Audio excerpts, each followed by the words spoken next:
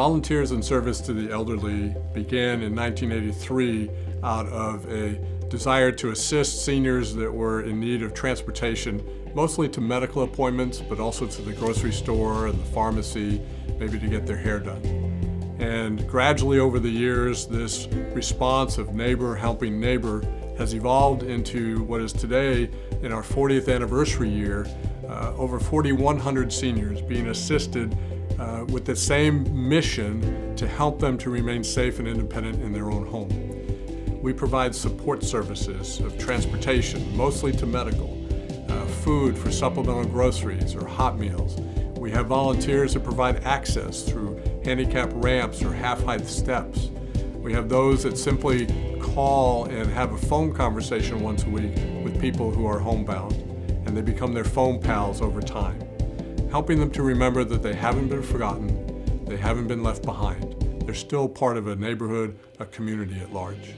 Catapult fosters an environment for founders to build scalable businesses through expert guidance, funding, relationships, and shared equipment. Our goal is to lower the barriers of entry for people to start small businesses and startups. Currently at Catapult, we have 275 members that work out of this facility on a daily, weekly, monthly basis.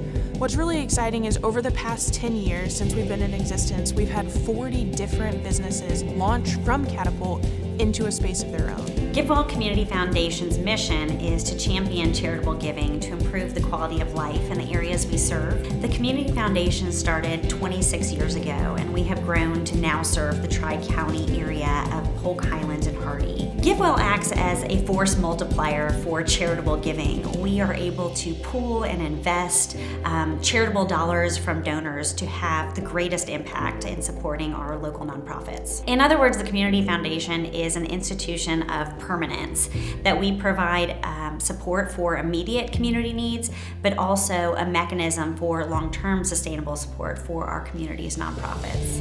In every community, nonprofits are vital to their economy. But how do we measure the impact our community organizations and nonprofits create? Allen & Company commissioned a study with Rebel to better understand the economic impact of philanthropy on our community. Here's what we found when we spoke with communities across the country. When asked, why do people give? 73% said, I want the world to be a better place. 68% said, I believe my gift makes a difference. For communities, giving drives connections and creates meaning. 84% of donors believe their gift makes an impact on their community. And people are actively giving and donating. In 2023, 71% donated to 2 or more nonprofits. 55% volunteered weekly or monthly. 67% gave a total of $100 or more. The impact is personal for those who benefit from nonprofits. The outcomes reach far beyond a temporarily tough season and make a lasting impression. 56% said it helped their overall well-being. 47% saw improvement in their mental health. 37% saw better physical health. 35% found it contributed to their financial stability. 30% said it increased their confidence and self-esteem. We know our community organizations and nonprofits work for the greater good. But how does that translate into economic value for our communities?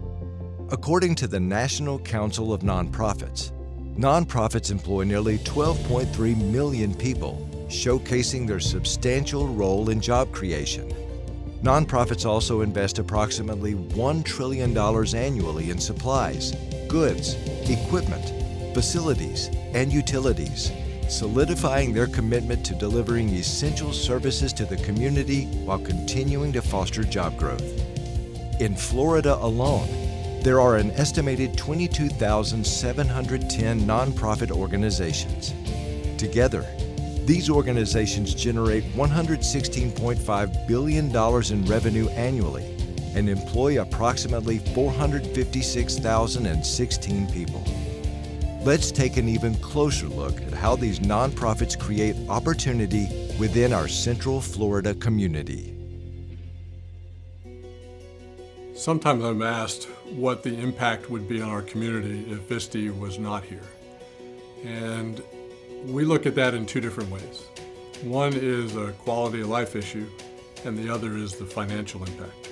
Certainly from a quality of life issue, both for our clients and for the community as a whole, we believe that the way that Visti is organized in engaging the community, bringing people together of all ages, putting them in contact with seniors who often are living by themselves, it not only improves the quality of life for those seniors, but it improves the quality of life for our community as a whole.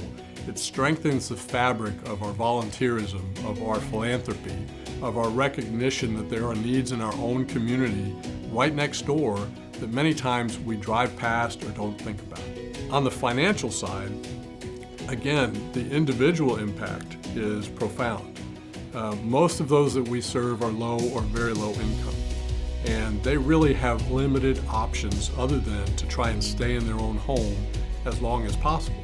So although there's a progression of care that some people are able to access, if you're at the very low end of the income, your only option is really through Medicaid, and that will simply provide access to a nursing home, which is the highest level of care, so it's also the most expensive.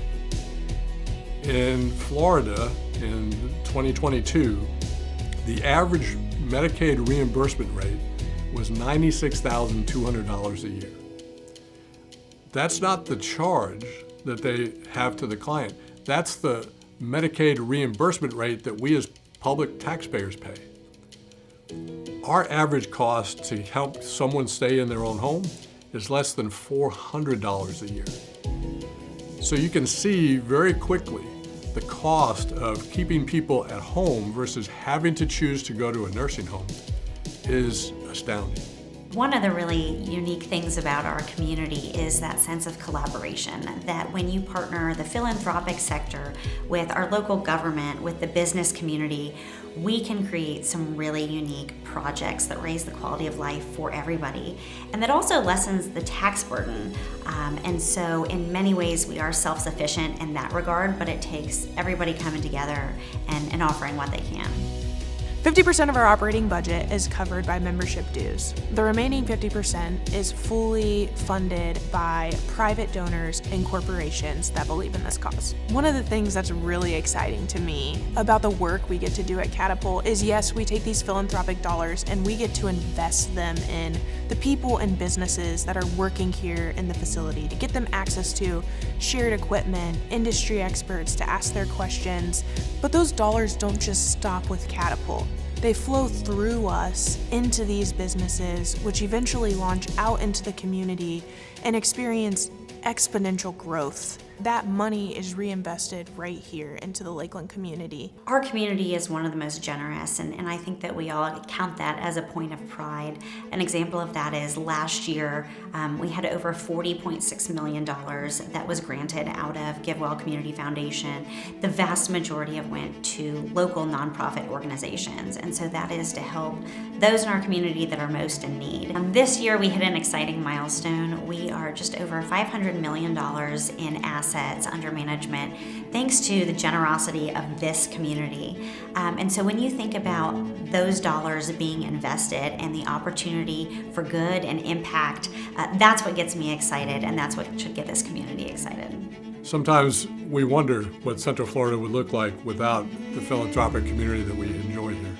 We're very fortunate to be in a very giving community, and there are a lot of nonprofit organizations that benefit from that.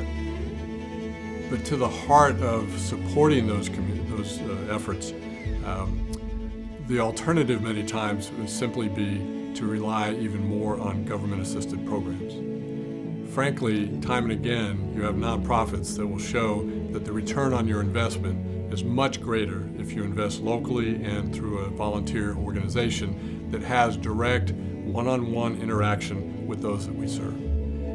There is clearly a financial benefit to not only the individuals involved, but to the businesses and the community at large that supports these nonprofit organizations. This is more than just helping other people. This is a way of enriching our own community. And philanthropy goes beyond just writing a check. It goes beyond just simply trying to hand out something to someone in need.